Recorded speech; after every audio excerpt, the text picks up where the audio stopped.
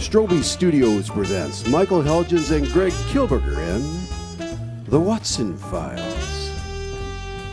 Coming to you live from Uptown Bills in Iowa City, Iowa, this is Craig Dolan.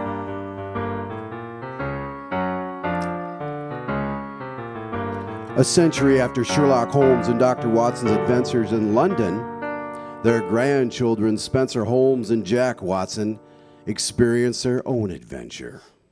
As his grandfather did, Jack Watson often kept notes about these adventures and has decided to share them with the world.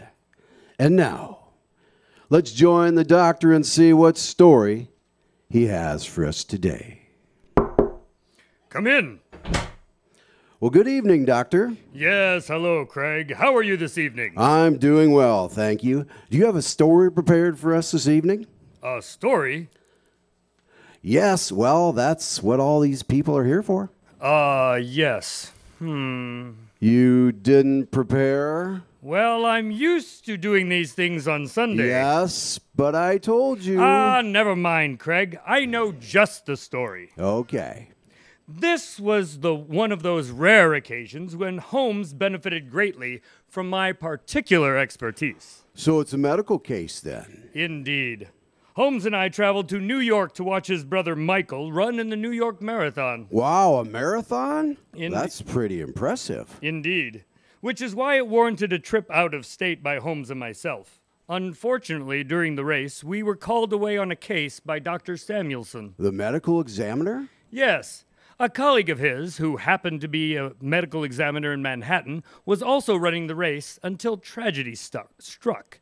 But we'll get to that eventually. I believe we will actually begin our story tonight at the finish line, where a large crowd was cheering on the runners as they crossed.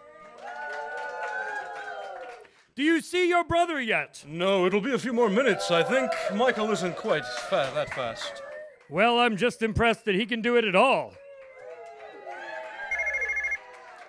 Hello? Spencer, how's the race going?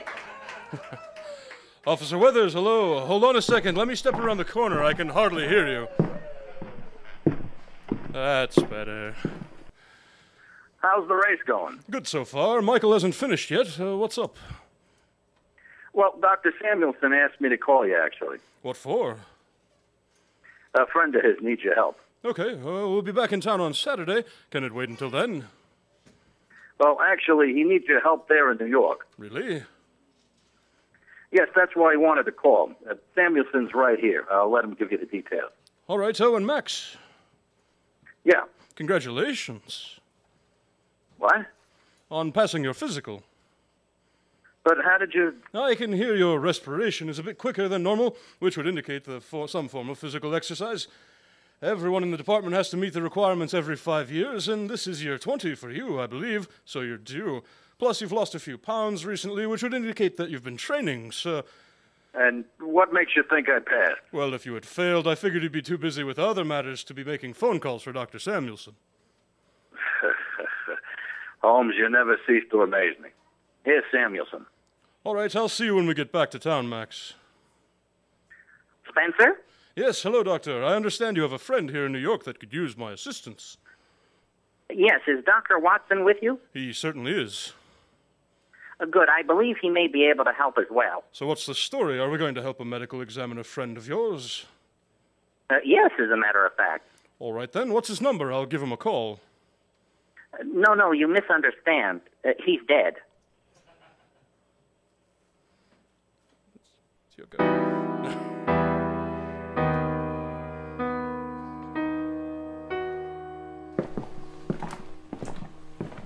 This looks like the place. Yes. It does have a rather familiar morgue feel to it. Indeed.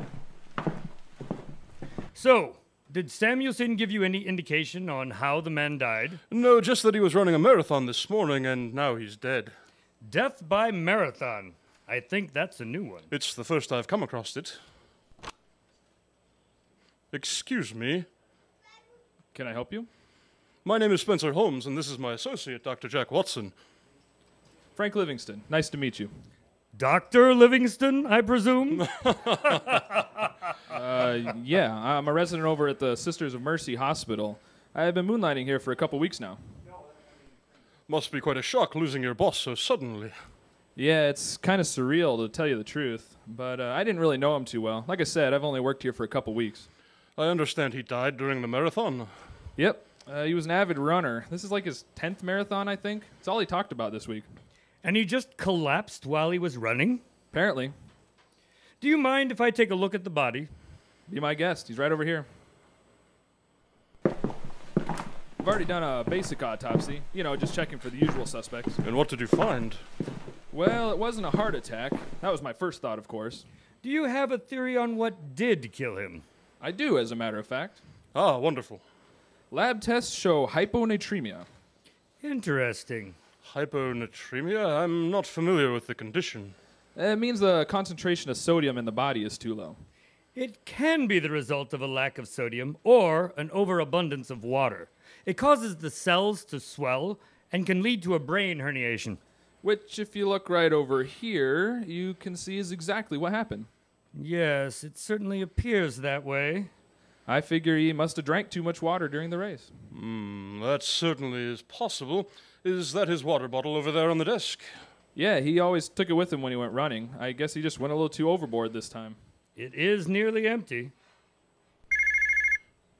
Ah, it's Michael, my brother. Please excuse me for a moment. Of course. Perhaps Dr. Livingston could show me the lab report in the meantime. Sure, it's right over here. Michael, how was the race? Not bad for my first time. What happened to you guys? I'm sorry, we got called away on a case. A case? So you're back home? No, a man died during the marathon, and he happens to be a friend of Dr. Samuelson, so he asked us to look into it. I see. Speaking of which, you haven't been drinking too much water, have you? No, just Gatorade. That's what they give out at the water stops. On a race this long, you've got to replenish the electrolytes you're losing. And would you say that an experienced marathoner would know this? Of course. Thanks for your help, Michael. Sorry we weren't at the finish. Can we meet you for lunch? I anticipate having things wrapped up by then. Sure, that'd be great. Just call me when you're done over there. Will do. Well, he completed the race, all 26 miles. Good. I checked the lab report. It was hyponatremia, all right. So maybe he drank himself to death after all. Perhaps. But all this talk of water's making me thirsty. Ah, well, here's Dr. Selinsky's water bottle. He won't be needing it anymore. No, I suppose not. I don't know if that's a...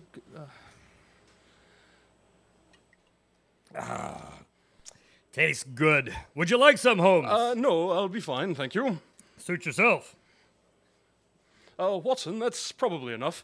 You don't want to drink too much and end up like Dr. Selinsky here.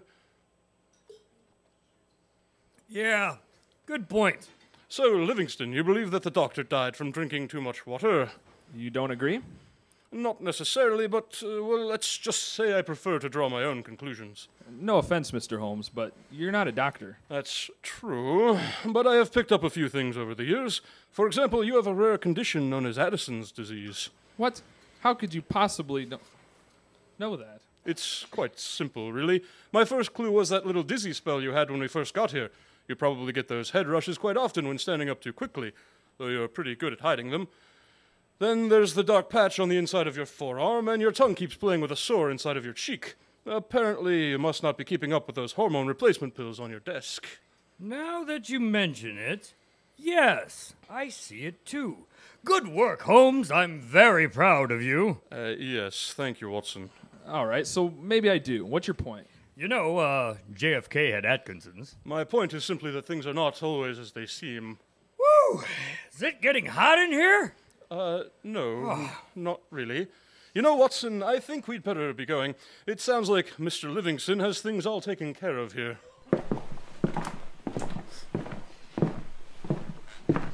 Yes, I'm quite certain he does.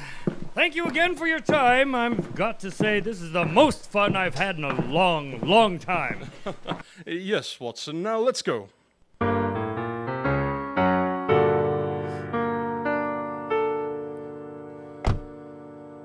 Well, at least that's over with. Hardly. Oh, Holmes, come on. I saw the body in the lab report.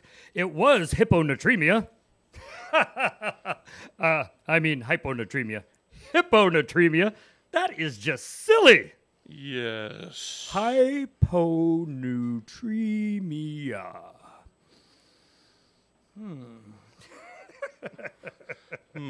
Watson, may I ask you something?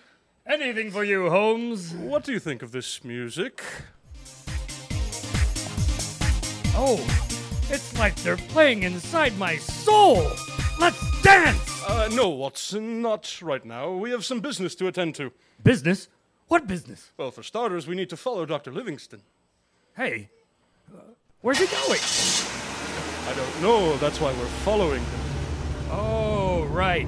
Great plan, Spencer. Yes, thank you. Hey, he's pulling over. Yes, and it looks like there's someone waiting for him. A shady-looking fellow. Indeed. What do you suppose they're talking about? I don't know, but it's a safe bet they're not swapping recipes for meatloaf. All right, so, how does this help us? What do we do now? Well, first we wait for Mr. Livingston to, oh, there he goes now. Aren't you gonna follow him? No, you're going to check out his friend over there. Okay. Sounds like fun. Are you coming too? No, I have a feeling that you're more the kind of person he's used to dealing with. All right, cool. I'll be right back.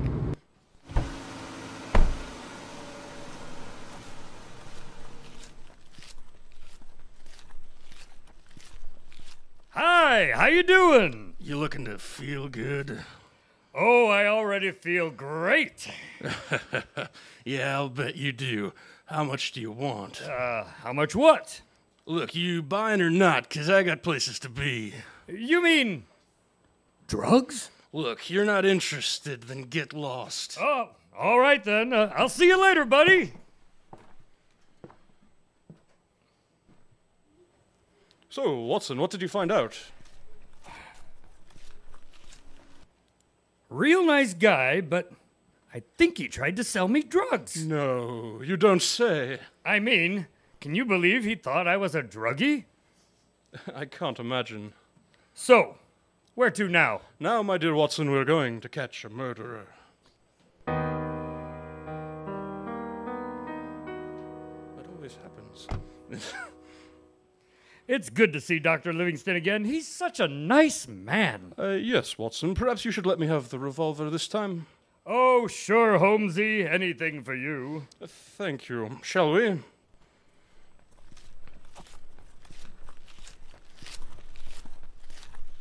Hey, there's Livingston now. What's he doing in that alley? I don't know. Maybe he's taking out the trash. The bottle, we've got to stop him. You know, I am pretty thirsty. No, Watson, it's evidence. Hold it right there. Whoa, there's no need for guns. Hand over the bottle.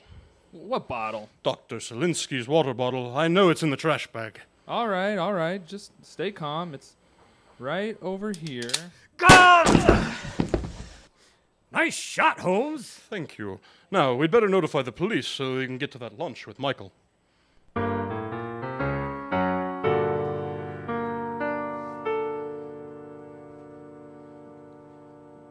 You know, Holmes, if you two keep this up, they might ban you from Manhattan permanently. For what? Stopping bad guys? Yeah, well, most law enforcement officials prefer to capture the criminals alive. What can I say? So how'd you know he was the killer, anyway? I believe that was my doing. Is that Dr. Watson? Yes, I have you on speakerphone, Max. I said I was responsible for the break in the case this time. How so? Well, I took a drink from Dr. Selinsky's water bottle, and when Holmes realized I was under the influence of methylene dioxymethamphetamine, he started to put the pieces together. Metal what? You know it better as ecstasy. His water bottle was spiked with E? Indeed, and although you were the one who tasted the water, Watson, I believe I was the one who suggested you drink from that particular bottle. You know, that's right. You didn't... No, I didn't know there was ecstasy in it. Well, I should hope not. I didn't know what it was tainted with. But you knew there was something wrong with it? Well, Look, guys, as much as I'd like to listen to you argue, I've got other cases to deal with, so... Yes, of course. We'll be back in town on Saturday. Sounds good. We'll catch up then. All right. And Holmes, Yes, try to stay out of trouble this time. but of course.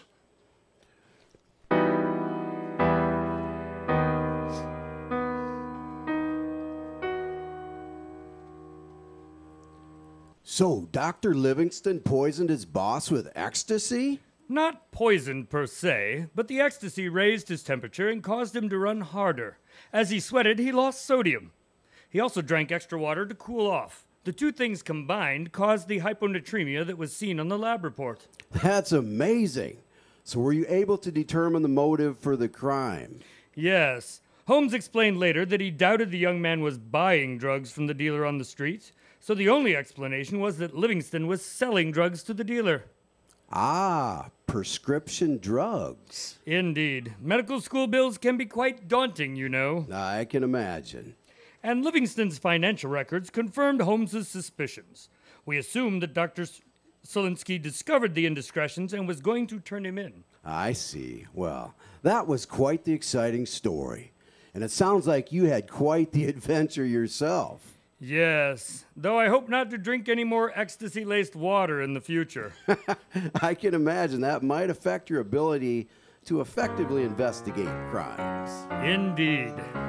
Tonight's Watson Files adventure was written by Scott Strosahl. Spencer Holmes and Dr. Watson were played by Michael Helgens and Greg Kilberger. Additional voices were provided by Steve Rimpeachy and Scott Strosahl.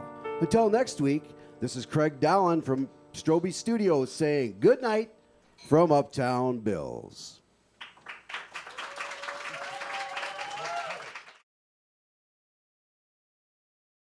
Thanks for coming out tonight. Again, love coming here. Love this place. Everyone is awesome. We're in a band called The Trick. This is 2 of the 3 members, so do what we can with what we got.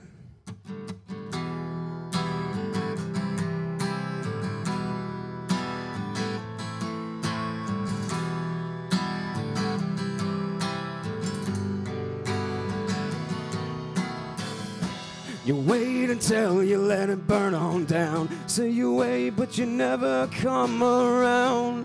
Even though it hits the ground, 'cause now you know.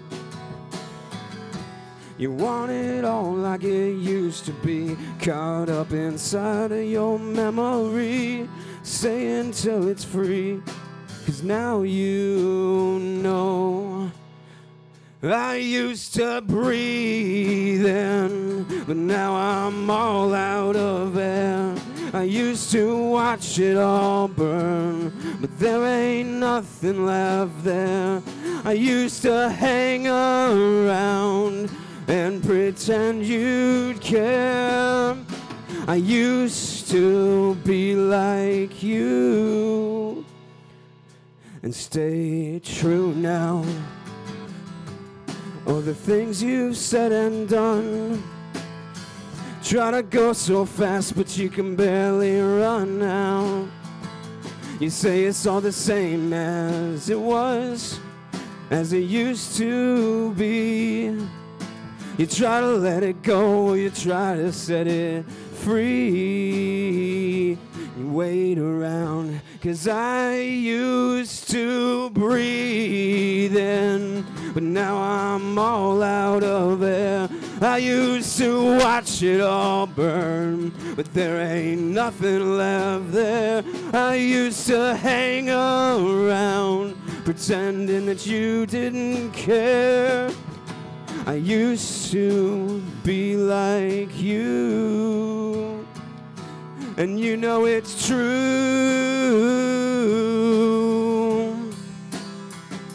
And now you can be on your way, like you used to do. 'Cause it's all black and white, and you know that there ain't no gray. 'Cause all of the ashes have all blown away.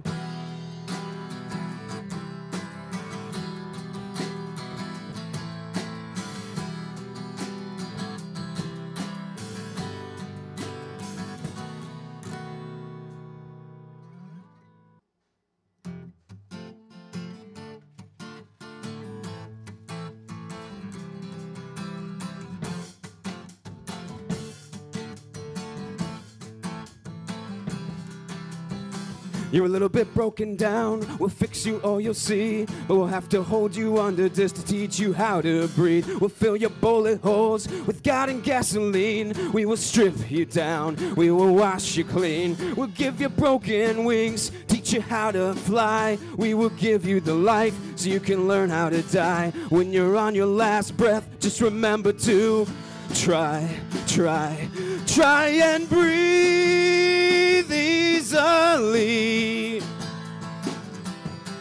Just breathe in for me. You're a little bit better now that you can tell all your right from wrong, all your heaven from hell, and every bit of in between that you have found leaves you deaf, now addicted to the sound. And every time you try to pass it by again, when you climb to the top, you know that someday you'll be caving in to every lonely lung that's seen its brother die on its last breath. Remember to try and breathe easily. Just you breathe easily. Just breathe in for me.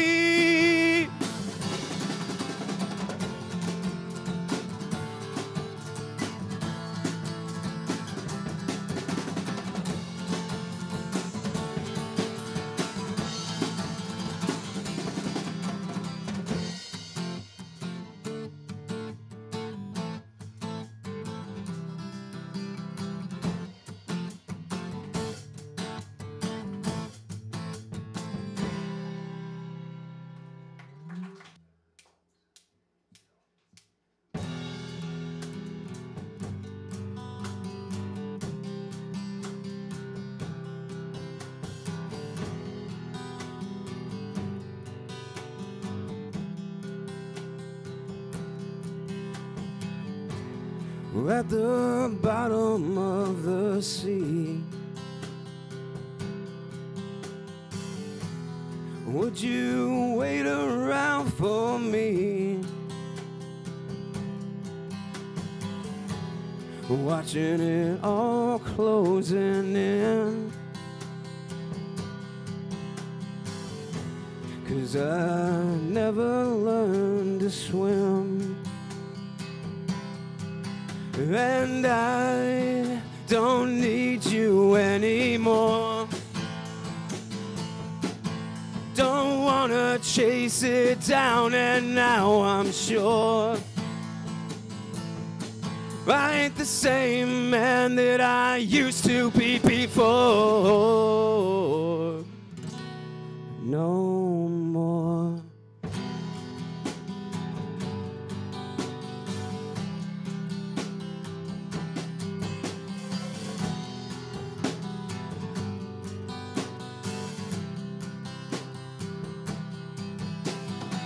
No matter how hard you say you try, living your life while you watch the world die. It's all inside your head again. As the sediment starts to sink on in. 'Cause I don't need you no more. Don't wanna chase it down, and now I know for sure I ain't the same man that I used to be before. No more.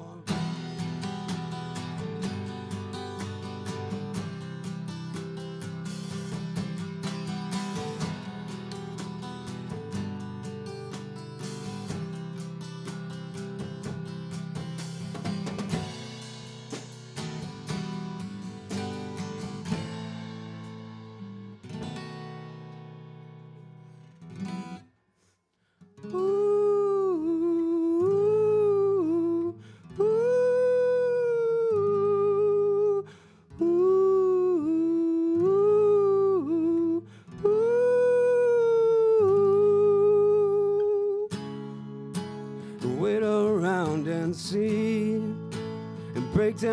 eventually, wherever it may go, the hurt and loss of the soul, and one by one they fall, trying to stand so tall, you know.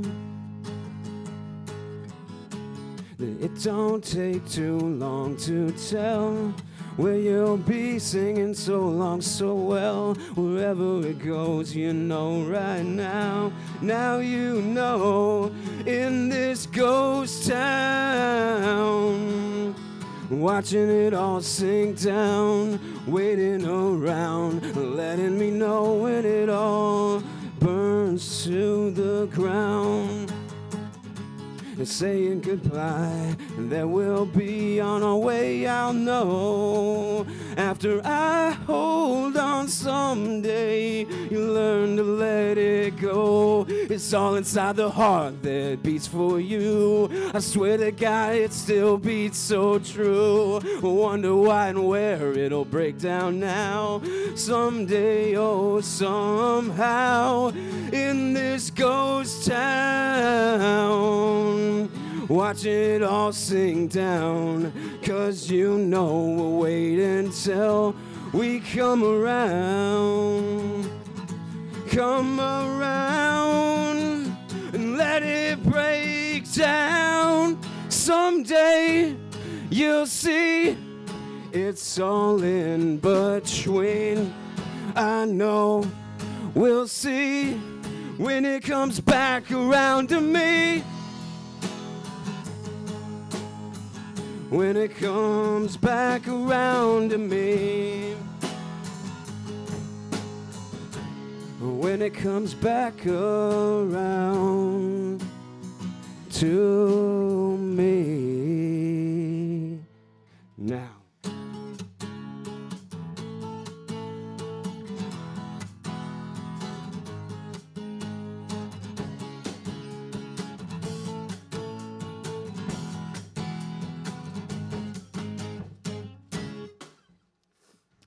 Thank you guys for listening. We are The Trick. And I think Jim's up next.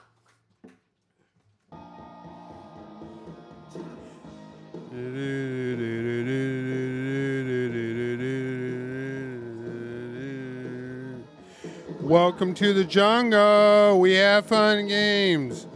Do you want your name? Your side. You may be. Money, I got yours, these jungle. Welcome to the jungle. Mama, knees. To bleed. To the jungle. Day. Pay. Seed. Knees. Welcome to the jungle. Welcome to the jungle. My, please. Oh, scream.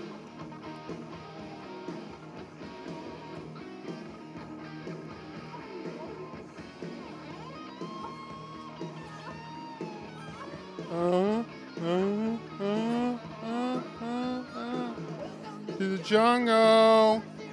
Day. Your knees. Please. Jungle. Welcome to the jungle. Mama, knees, please. Won't you bleed?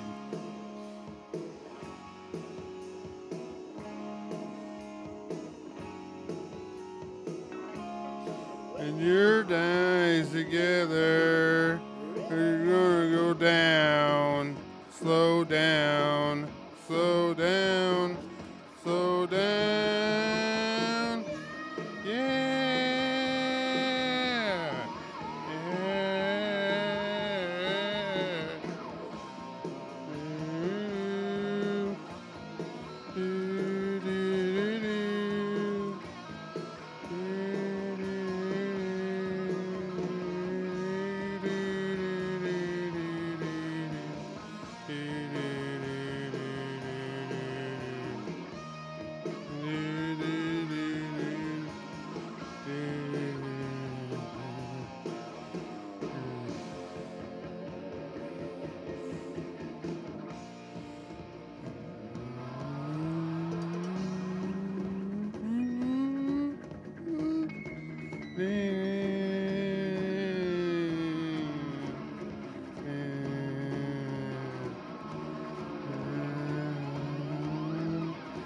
You are the jungle, baby. Die.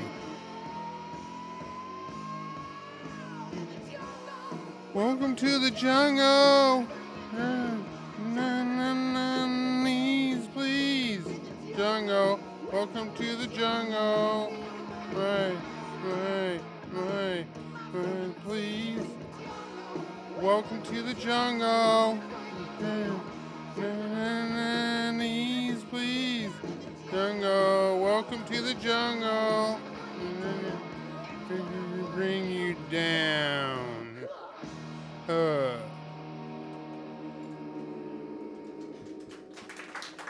I got a text, I got a text, I got a text from you last night. You said you wanna talk. It wasn't pretty, but these things rarely are. And like Beck said, when you're in my head, you're my hippie girl, invading all my nightmares.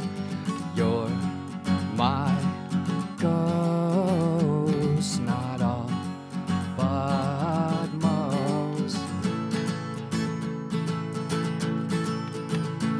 And I'm proud of who you are, even though it means I don't believe you. You know who you are, and that's more than most can say.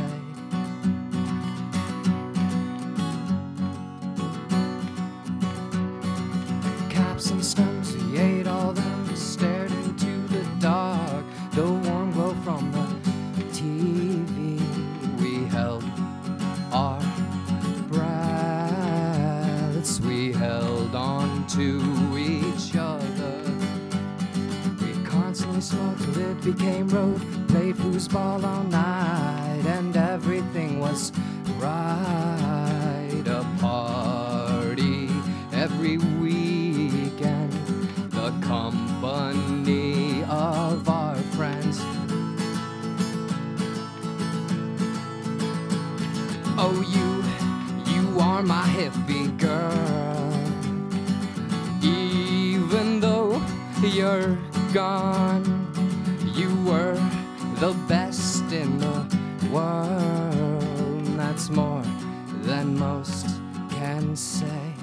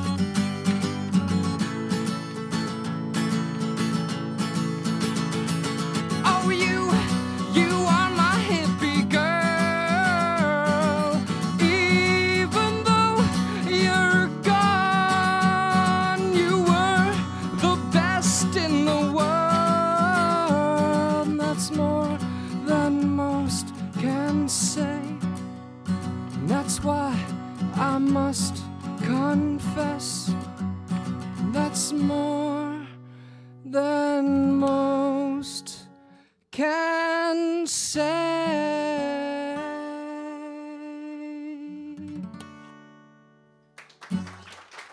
Thank you. This next song is a Lou Reed song.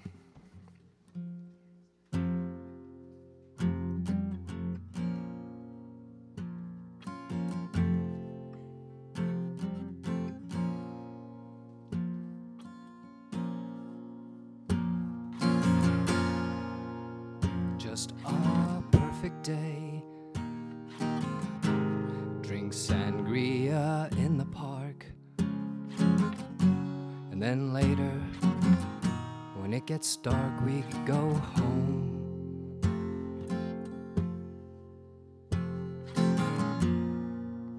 Just a perfect day. Feed animals in the zoo. And then later, a movie 72 and then home. Oh, it's such a perfect day. I'm glad I spent it with you. Oh, such a perfect day. You just keep me hanging on. You just keep me hanging on.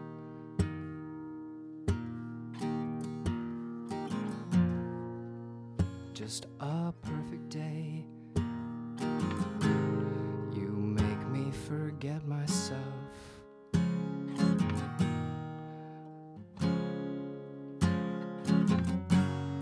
Weekenders on our own, it's such fun.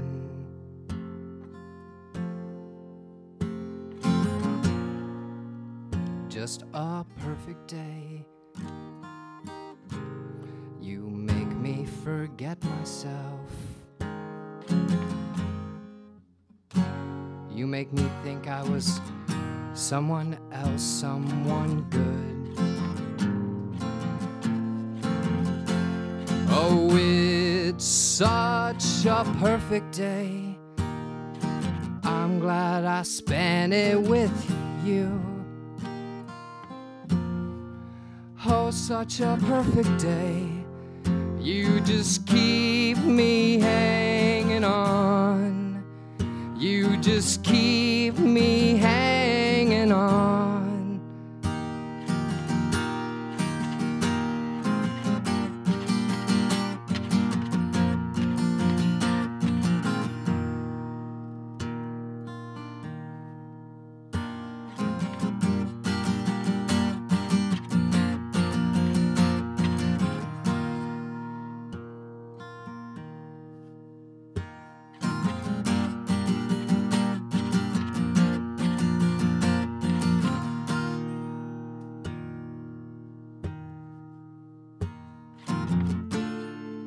You're going to reap just what you sow.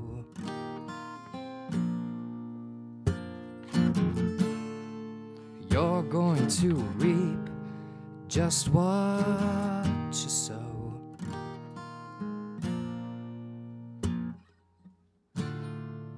You're going to reap just what you sow.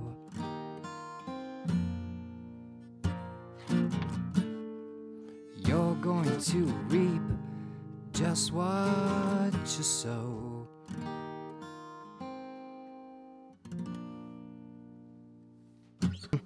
All right, this next song it's another cover. It's a song by a Canadian band called the Weaker Thans. So.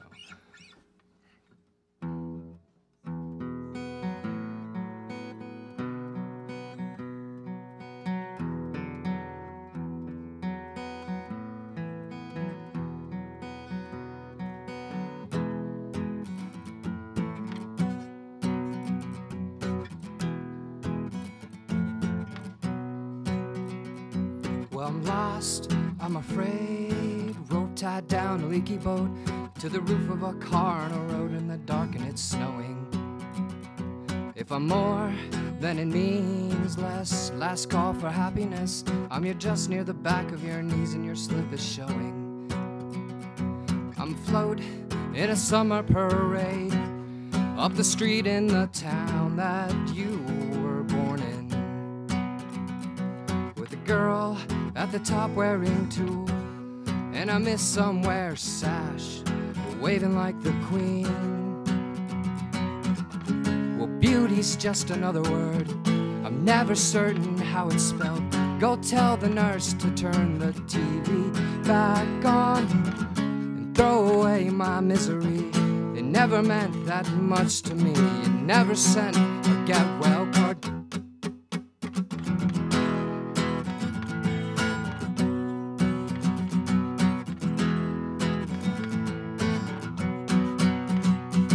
And I'm broke like a bad joke somebody's uncle told at a wedding reception in 1972,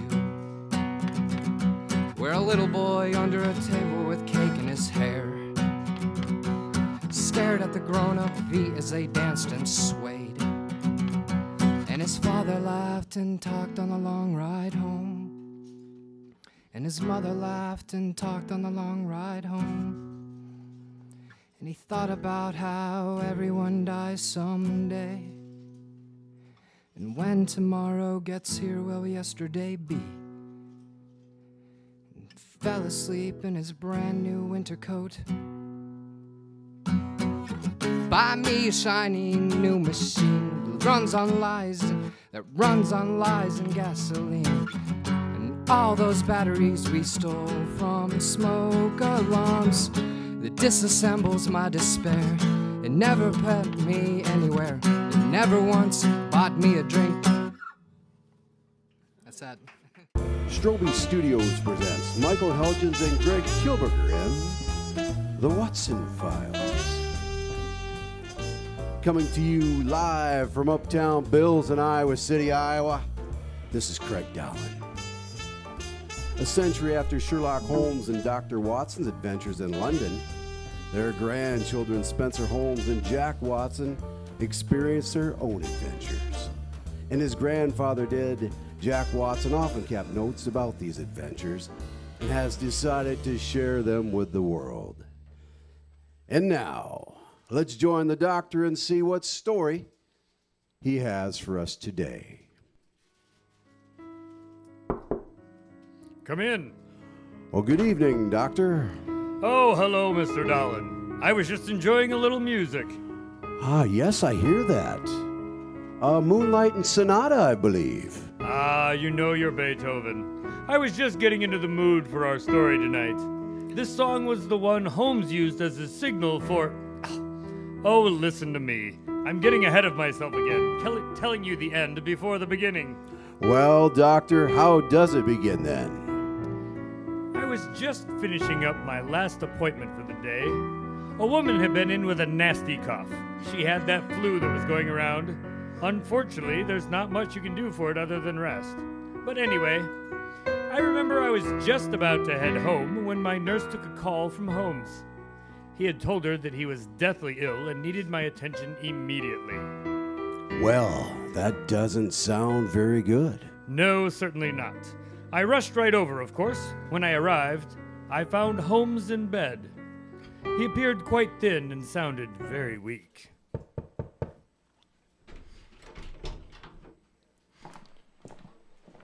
Holmes, I came as soon as I could. No, Watson, don't come near. Why? It's highly contagious. What is? I've got Deputrian Hemelica. Deputrian Hemelica? I've never heard of that before. It's a rare Asian disease. Well, I've been exposed to plenty of nasty things in my day. One more won't hurt. No, Watson, I'm serious. Stay on the other side of the room. But Holmes, I'm a doctor. I need to examine you. No, you can examine me from over there just fine. All right, fine. I can see from here that you are quite pale. Have you been eating? Not much. Well, you need to keep up your energy. Mrs. Jansen says you haven't eaten for days. Mrs. Jansen talked to you? Yes, I saw her in the hall on my way in here. She worries too much. Yes, well, she's not the only one. How on earth did this happen? I must have caught it on vacation. In Florida? I spent a lot of time in the Keys. There are all kinds of strange creatures and disease-carrying bugs down there. Let me make some calls and see what I can find out about this disease. No, don't do that. There's only one man that can help me. Okay, well, what's his name? I'll summon him immediately. 6 o'clock. What? I'll tell you at 6 o'clock. Holmes, don't be ridiculous. We should call for help at once. You're obviously delirious from a fever or something. Watson, if you want to help me, you will do as I ask. I refuse to stand by and watch you die. I'm going for help. I can't let you do that. Holmes, unlock the door. No, not until 6 o'clock. All right, fine. 6 o'clock, and not a minute later. How did you lock the door from your bed anyway? It's a new remote control lock I designed. I see. So at least you've been busy. I do like to stay occupied. Yes, I know. I see several new objects in the room here. Watson, leave my things alone. You know I don't like people touching my stuff. Come now, Holmes. If you're going to keep me trapped here, at least let me... Watson, don't touch that. Don't worry, I'll be careful. No, I mean it. Leave that box alone.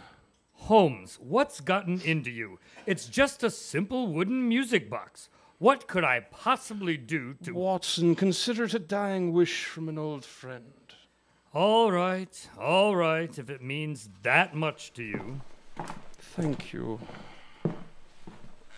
I'll just sit over here in the corner and watch you die. But for the record, I think you're a fool.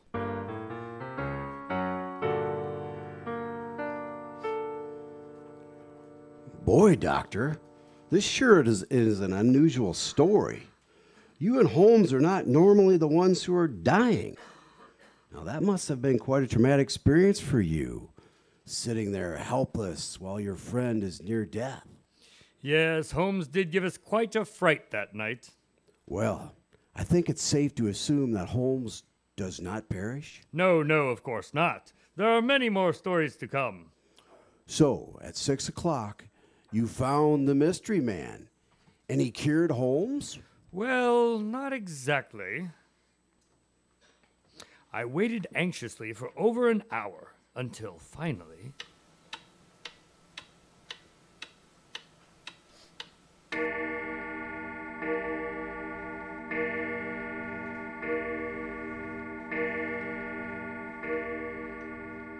All right, Holmes, it's 6 o'clock.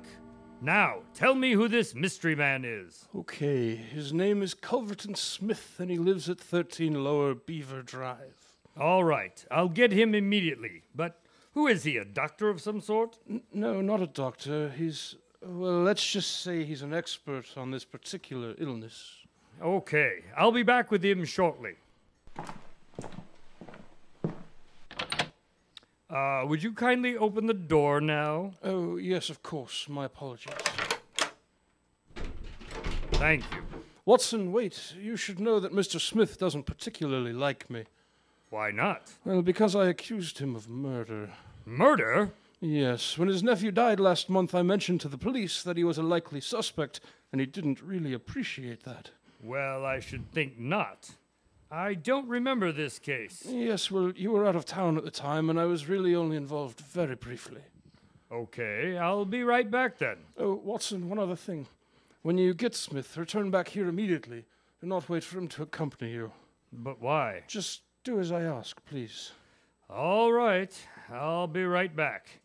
Hang in there, old friend.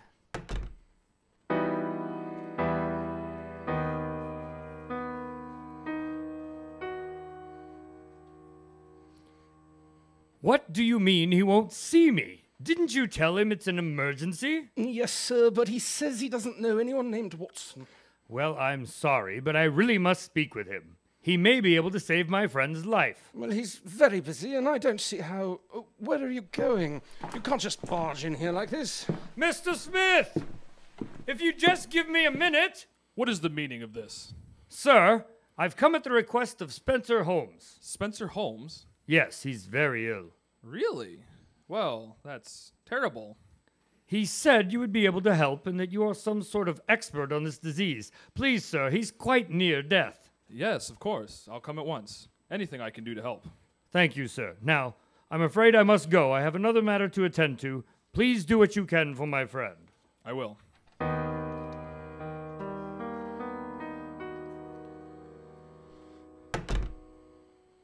All right, Holmes, I've done as you asked. Smith is on his way. Now, explain yourself. Thank you, Watson. All will be revealed soon.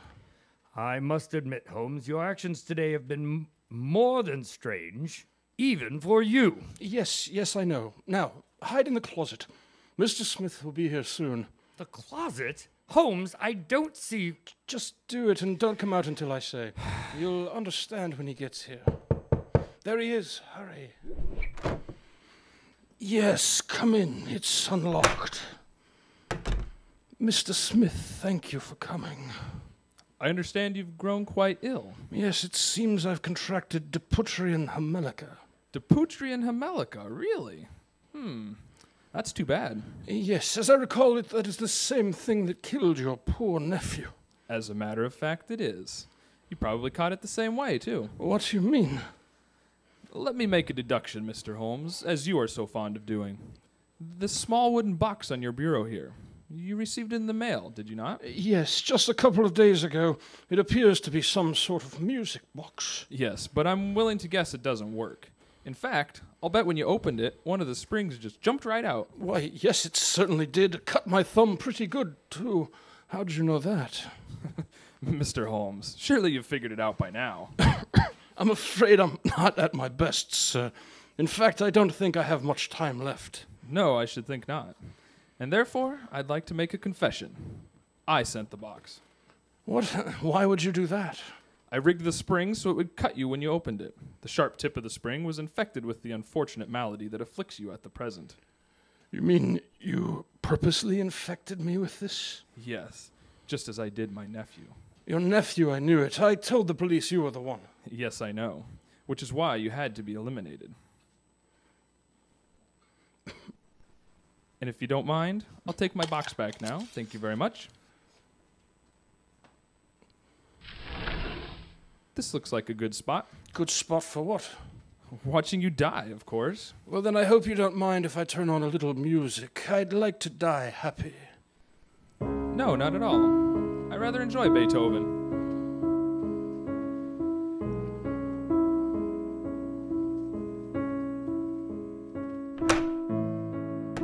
Holmes, is everything all right? Arrest this man, officer.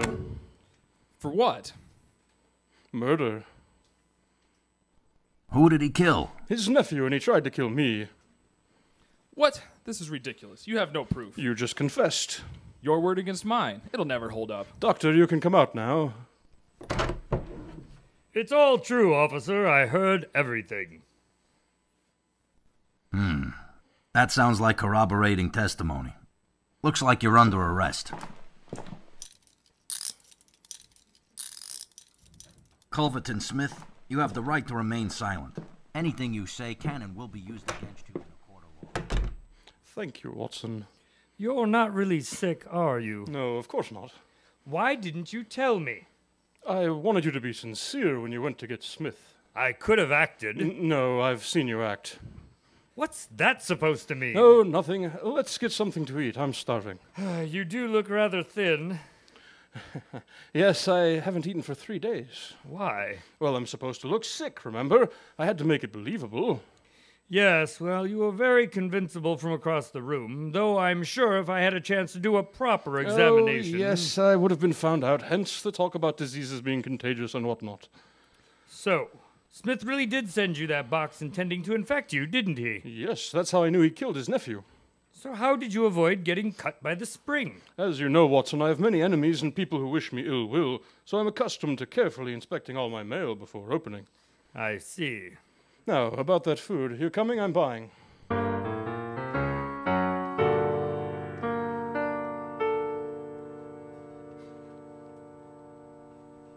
I knew Holmes wasn't going to die. Yes, but at the time, I was convinced it was real. I imagine you were. It sounds like you did a good job of acting. He always does. And what was the reason for the music? Well, Holmes explained it to me over dinner that it was the indicator for the police to enter the room. Oh, yes, of course. Very clever. Indeed. Well, that was an exciting story. I can't wait to hear what you'll have for us next time. I'm sure you will not be disappointed, Craig. I have no doubt. Tonight's Watson Files adventure was written by Scott Strosahl and based on an original story by Sir Arthur Conan Doyle. Spencer Holmes and Dr. Watson were played by Michael Helgens and Greg Kielberger. Additional voices were performed by Steve Rimpeachy and Scott Strosahl. This is Craig Dowland for Strobe Studios saying good night from Uptown Bills.